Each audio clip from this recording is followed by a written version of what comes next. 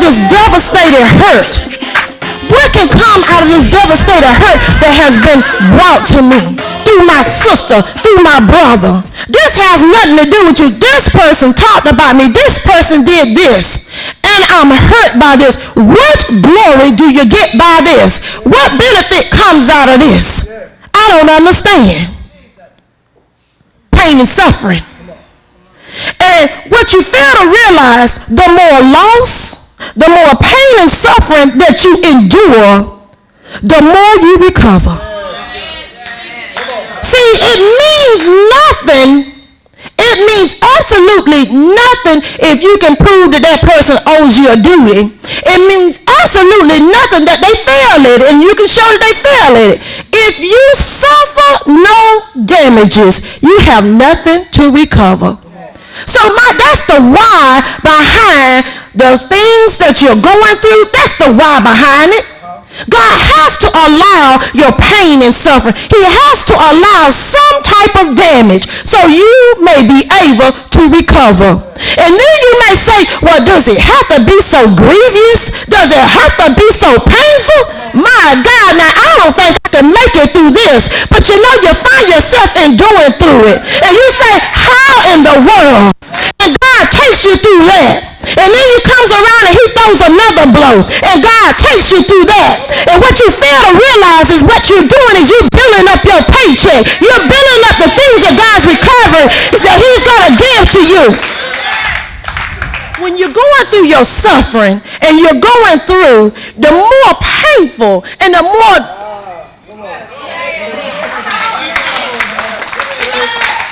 the harder that test, and the more it makes you cry at night, and the more it makes you seem like I can't take it no further, and the more it makes you say I'm going to pull my hair out, I've gone the last mile, and the more it gets in that spouse, the more it gets in them children, and the more it gets in your neighbor to vex at you, and you know what?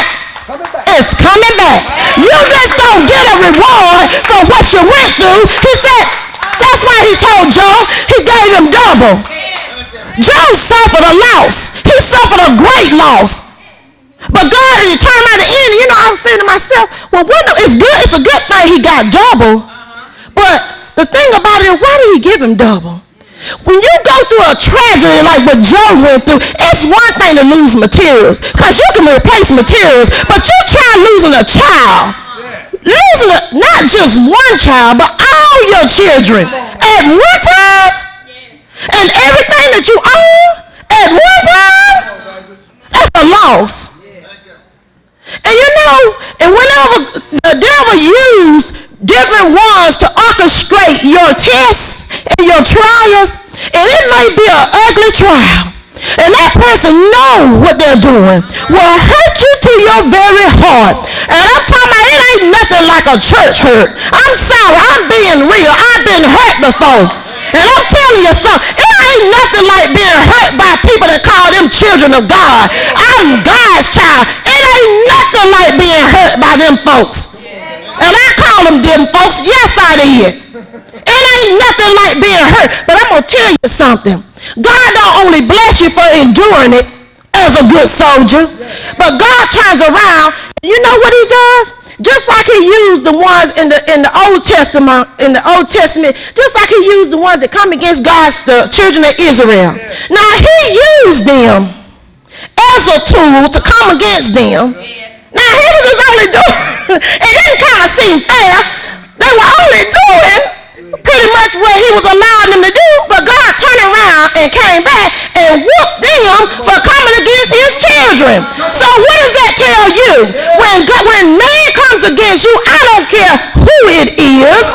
I don't care who it is.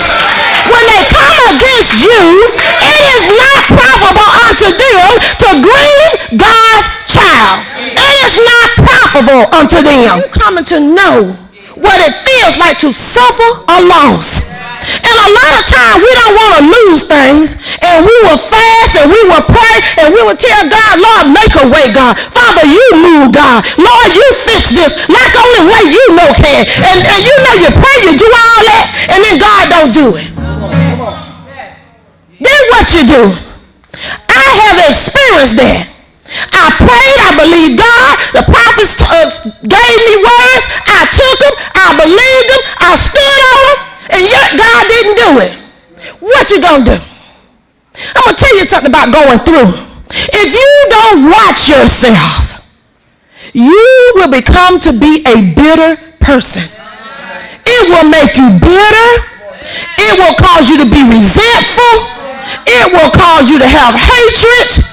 But you know what? You can't take it personal. Because it's not about you. It's about him. We get sidetracked because we bring it to us. And we make it personal when it's not personal.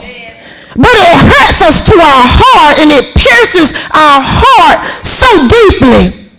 But we have to learn, and I know that is a learned reaction, something that we have to learn to come to, that it is not personal. And a lot of times people say, well, it ain't hurt me, it's going to hurt them. Well, yeah, you may hurt them, but you know what? A far more worse hurt is being done to you. Because it will cause you to have high blood pressure. It will affect your immunity system, your circulatory system. It will affect that. It may even make you have a nervous breakdown. It can cause you to lose your job. It will affect your relationship not only with God, it will affect your relationship with other people. And you say, how? Well, if you're so focused on always being resentful to one person, then you're putting all your energy on that. You're not focusing on nothing else, none of your other surroundings. All of those things go lack. And anytime we're in Christ and you're walking with that spirit in you, there is no way you can have a close bond and connected with God and you got all that mess sitting up inside of you. What we have to do is let it go. And I find out that, people be saying, people may say to you, because their trial is going to be harder than yours, and you know what you're going through ain't going to be nothing. They're going to make you look like, oh, child, you worrying over nothing. When they don't even really know half your story. They just only know what you tell them. And if you really told them the real deal, they probably would be like, baby, close your mouth, close your mouth.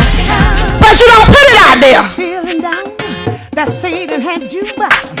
No, you don't have to stay. Yes, you can leave today. Just like in the Bible days, when men begin to pray, those yokes will start to shaking, those chains will start to break.